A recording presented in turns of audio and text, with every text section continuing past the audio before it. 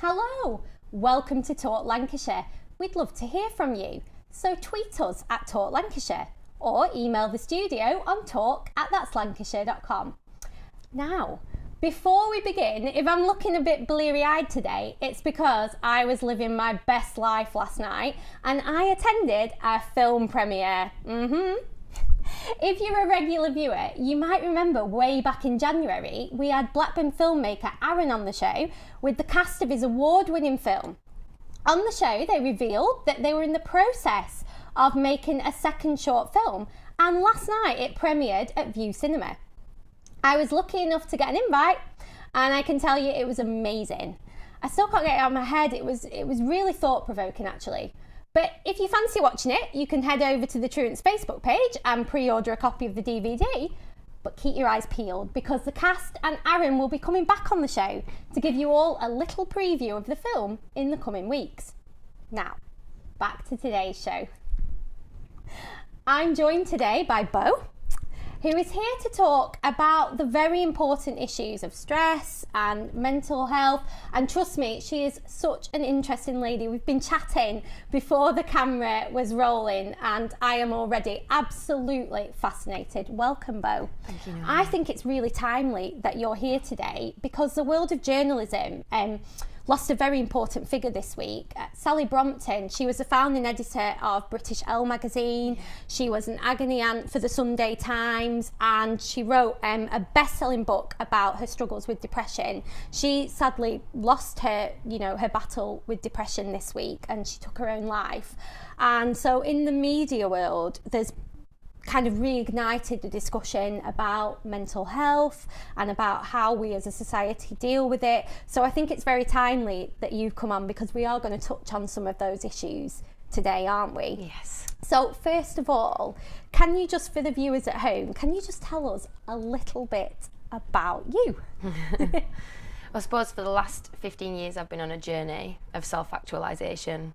I've done a couple of degrees, lots of courses, and lots of travelling, and it's given me real cross-cultural perspectives on what it means to be human and what it means to flourish and what it means to be really authentic in myself. And then when I did my neuropsychology degree, which was my second one, for my thesis I put together an intervention, and that intervention really brought together all of these concepts and all of these philosophies which had helped me get over my trauma and put them in a really accessible package. And then when I studied that, I realised that it significantly reduced stress, anxiety, depression, loneliness, and significantly increased emotional competency. So over the course of 6 weeks, these people's lives were enhanced. And then off the back of that, through the CVCL, which is the Centre for Volunteering and Community Leadership, I got a bit of funding, and I modelled more of these workshops, these courses, where I bring positive psychology, neuroscience and insight into emotional intelligence to the masses in ways that it just isn't being delivered at the moment. So they were really, really good, and that's where I won my award, which is really here wonderful. today. You brought that. Let's show it. Put it to the camera. Look at that. My trophy. It's like it's absolutely gorgeous. Isn't it? Like a mini Oscar. But yeah, it was really nice to be acknowledged for that. So moving forward, I developed my company, No Frills Wellbeing. No Frills means basically taking off all of the stigma. A lot of people, when we think about well-being, we think about it being a holistic health industry, and that's something that's separate for people who would say they are spiritual or hippies. So what I'm here to tell everybody is that actually it shouldn't be separate. It's not for people who are tree huggers. Everybody has the right to be a flourishing human. Everybody has the right to know the secrets in how to become more of themselves, how to experience more happiness, increased mental health and happiness, and how to get over stress quicker, how to come back from periods of blues, angst and loneliness quicker, so that they're not really going deep into a space where they can't come back, where it's really, really hopeless and bleak, and where they're ending up taking their own lives, like Sally. Yeah, I just want to pick up on that idea that you just called it a secret, because that's really interesting, Yes. the phrasing of that. And obviously a lot of people in popular culture, there has been this book that's sort of seeped in called The Secret, and it kind of suggests that a lot, because it kind of touches, very basic, isn't it, but it kind of touches on the mind and how we can kind of gain control of it, but it kind of suggests that it is a bit of a secret and that it's kind of been repressed. Yes. Over the ages for other people's gain. Do you kind of buy into that? Do you agree with that? I totally agree with that.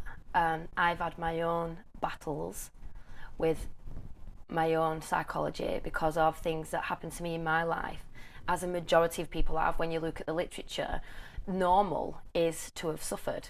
When you look at the statistics, people who haven't suffered are in a small pocket. You know, the majority of people have.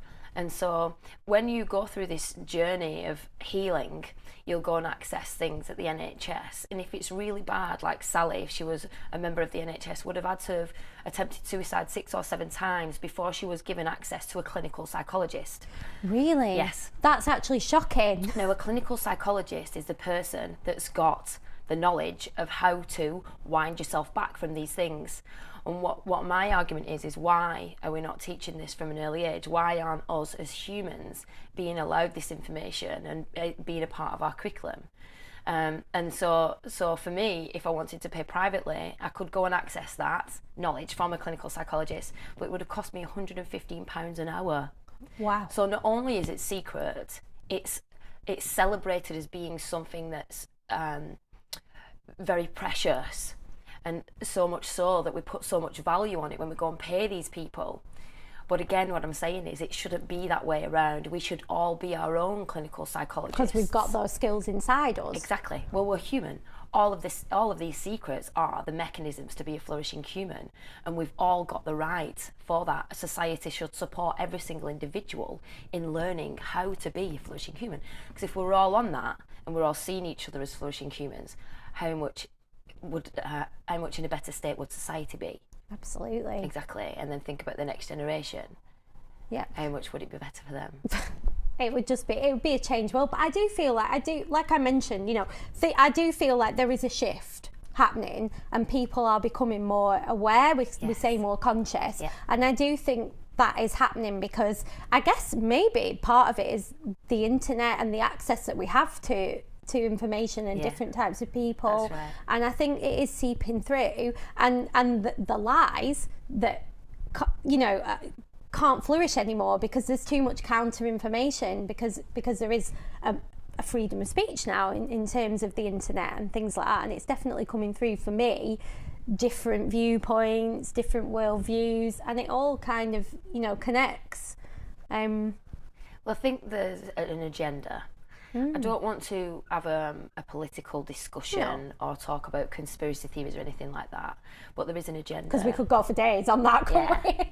So if we just look, for example, at the television, the television brainwashes individuals and conditions individuals not into this thinking show, certain though. things.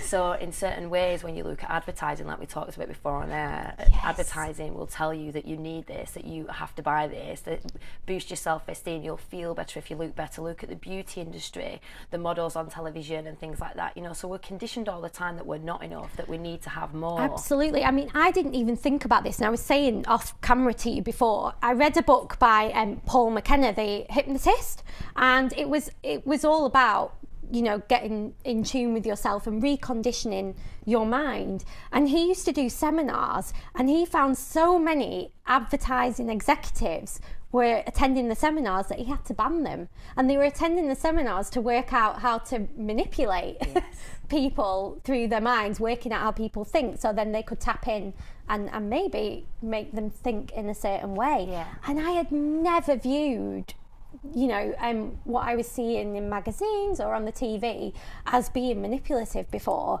And the minute I read that, it flipped everything on its head for me, and I thought, oh my goodness. So you became aware of it. I became aware of it. Look how powerful it is. How powerful it is to manipulate the mind. But it's so powerful because even though I'm aware of it, I'm still manipulated by it. Well, if we turn that on its head and we learn how to manipulate our own minds in a positive way, how better would that be for us as individuals? So yes, there is an agenda, but it doesn't matter if we can work on ourselves and honour ourselves and learn these secrets and anchor them into our life, make them our bread and butter, make them like when we brush our teeth, make them a part of our life, then we will be manipulating ourselves in a way to become free of that conditioning. We'll be aware of it, we'll be self-aware, and then we'll rise with regards to our own mental health. We'll experience greater happiness, we'll experience greater authenticity in ourselves, so we'll flourish more. Absolutely. Yes. So at the moment, the general population, the people who maybe haven't come across this literature, how are they dealing with things? How are they thinking at the moment? So if we look at stress, for example, stress is the one thing that starts on the trajectory to negative mental health. Stress is a physiological response to something that's in our environment. It starts a cascade in the body called the fight or flight. You've heard of that? I have, yeah. I'm sure a lot of people have heard of that. So fight or flight is where adrenaline comes, our muscles contract, our pupils dilate, and we're ready for action to get out of the way of danger. And it really helped us when we were living in more indigenous communities and there were lots of dangers. But now, all of those threats, there's no saber-toothed tigers out there in the environment. What they've become is psychological ones. So it's things that are in the mind now which start off this cascade. So that's really negative for the physical health. What we'll do when we get that inside, because it's like a gripping, isn't it, there? What we'll do then is we'll reach for things to ease that feeling. Some of us will have maladaptive coping strategies. Now that is a psychological term, but all it means is coping strategies which are bad for us. So it's things like the glass of wine, the cigarettes, the cake. I was saying, yeah. I will reach for a glass of wine if I've had a rough day. Yeah. I need a cigarette, I need some wine, I'm stressed, I need this, I need that. Lots of other people as well will do aggressive acts, so it pushes us to be, in a defence mechanism, and so for some people they might act that out aggressively.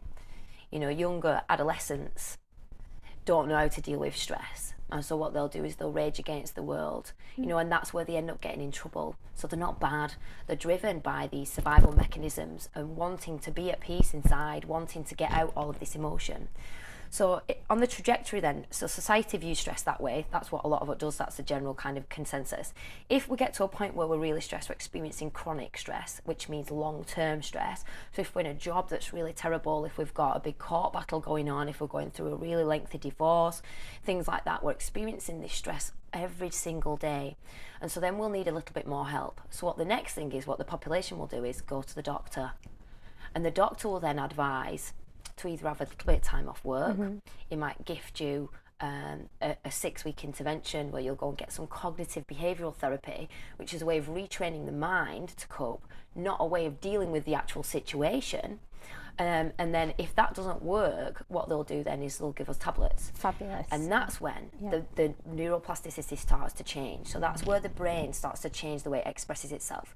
And that's when we get depression. That's when we get anxiety disorders. Well, and that's when we get loneliness. We're going to have to take a short break, but this is already so fascinating because I can kind of see where it's leading. So stay tuned, join us after this. See you in a couple of minutes. Bye.